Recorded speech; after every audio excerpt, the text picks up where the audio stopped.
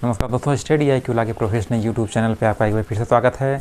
मैं आपके लिए एक लीगल अपडेट के लिए हमेशा तत्पर रहता हूं, ताकि जो लॉ ग्रेजुएट्स हैं, जो एडवोकेट की प्रैक्टिसिंग कर रहे हैं, उनके लिए काफ़ी इंपॉर्टेंट चीज़ें मैं बता सकूं, ताकि अपने फ्यूचर में काफ़ी अच्छे वकील के रूप में अपना जो पेशा है उसको निखार सकें। तो आपके लिए एक इम्पॉर्टेंट टॉपिक्स है, और चैनल पर नए चैनल सबका जो खुल लीजिएगा। तो क्या टॉपिक्स है आपके लिए लेके आया हूँ, एग्जामिनेशन ऑफ विटनेसेस, यानी कि साक्षियों की परीक्षा। जो साक्षियों की परीक्षा होती है वो कितने टाइप की होती है, जो कोर्ट में पेश किए जाते हैं, उसके बाद उनकी परीक्षाओं को कैटेगराइज किया गया है। तो इसमें 3 टाइप्स के जो है आपके किए गए हैं। वो पहला है examination in chief. The examination of witnesses by the party who calls him shall be called examination in chief, यानी कि मुख्य परीक्षा। वह पक्षकार जिसने उसको बुलाया है गवाही के लिए, उसको मुख्य परीक्षा कहते हैं, एग्जामिनेशन इन चीफ। आपको ये पता होना चाहिए। सबसे पहले एग्जामिनेशन इन चीफ होता है। सेकेंड नंबर होता है cross examination.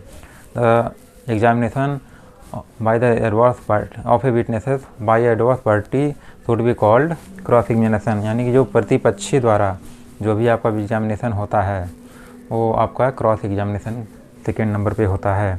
Re examination, the examination of a witnesses subsequent by the party who calls him should be called re examination. ये आपकी परीक्षा के बाद री एग्जामिनेशन होता है। री एग्जामिनेशन जो भी आपका पार्टी पहले बुलाई थी, जो आपको एग्जामिनेशन के लिए जो पुनः परीक्षा करती है, तो उसको री एग्जामिनेशन कहते हैं। तो ये अक्सर कोर्ट में आपको पता होगा कि पहले चीफ किया जाता है, चीफ के बाद जीरा होता है, इसको क्रॉस एग्जामिनेशन कहते हैं। इसमें सूचक प्रश्न पूछे जाते हैं, यानी कि लीडिंग क्वेश्चन। जो सूचक प्रश्न होते हैं, वो जो प्रश्न को सुझाता है हाँ या ना में, जो भी आपको जवाब देना होता है, उसको लीडिंग क्वेश्चन कहते हैं। लीडिंग क्वेश्चन कब नहीं पूछा जाता है? लीडिंग क्वेश्चन आपका एग्जामिनेशन इन चीफ में नहीं पूछा जाता है। Second number re examination, 2 examination में आप ये लीडिंग क्वेश्चन नहीं कर सकते हैं। क्रॉस एग्जामिनेशन में ही ये आप क्वेश्चन किया जाता है। आपको ये पता होना चाहिए। तो जो भी वकालत के पेशे में हों, उनको ये पता हो जाना चाहिए कि जो भी आपके इम्पॉर्टेंट चीज़ें हैं, आपको ध्यान में रखना है। जो विटनेसेस हैं, उससे आपको अपनी केस किस तरीके से हैंडल करना है, किस तरीके से आपका केस मजबूत हो सकता है, तो वो पॉइंट आप उनसे पूछेंगे। जो लीडिंग क्वेश्चन हैं वो केवल क्रॉस एग्जामिनेशन में ही पूछे जाते हैं, आपको पता होगा।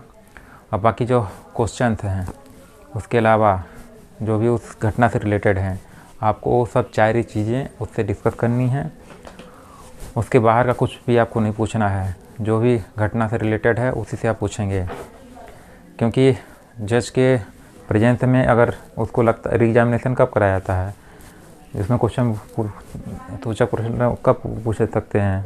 यदि आप कोर्ट को लगता है कि इसमें कुछ चीज़ें इंपॉर्टेंट चीज़ें छूट गई हैं, तो उसमें आप ये क्वेश्चन पूछ सकते हैं, सूचक प्रश्न। अदरवाइज आप ये दोनों एग्ज़ाम में जो मुख्य परीक्षा एग्जामिनेशन इन चीफ और री एग्जामिनेशन, इसमें आप लीडिंग क्वेश्चन नहीं कर सकते हैं। ये अक्सर पूछा जाता है आपके ऑब्जेक्टिव क्वेश्चन जो AIB का होता है या किसी भी कंपटीशन एग्ज़ाम में, तो ये अक्सर पूछा जाता है। तो क्रॉस एग्जामिनेशन एक इम्पॉर्टेंट रोल प्ले करता है इसमें कि लीडिंग क्वेश्चन कब पूछे जाते हैं, तो इसे क्रॉस एग्जामिनेशन पूछे जाते हैं।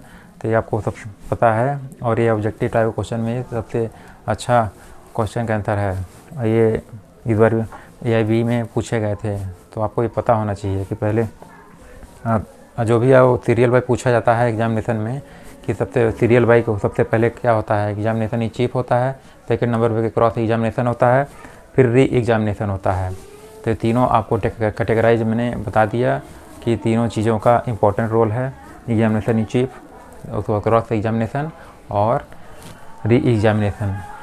तो उम्मीद करता हूँ कि काफ़ी चीज़ें आपको समझ में आ गई होगी कि कोर्ट में आपको किस तरीके से आपको क्वेश्चन करने हैं, क्योंकि गवर्नमेंट के जो वकील होते हैं, APO और जो भी सरकारी, वो आपसे गवाही के लिए बुलाते हैं, नोटिस भेजते हैं सामान। फिर उसके बाद जो प्रतिपक्षी है वो क्वेश्चन करता है, क्रॉस एग्जामिनेशन करता है, जीरा किया जाता है।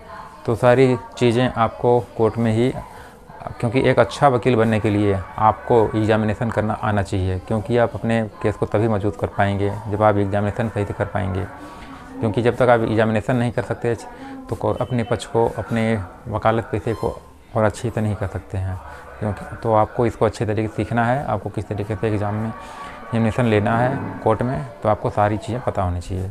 अब वीडियो पसंद आई हो चैनल को सब्सक्राइब जरूर कीजिएगा। धन्यवाद।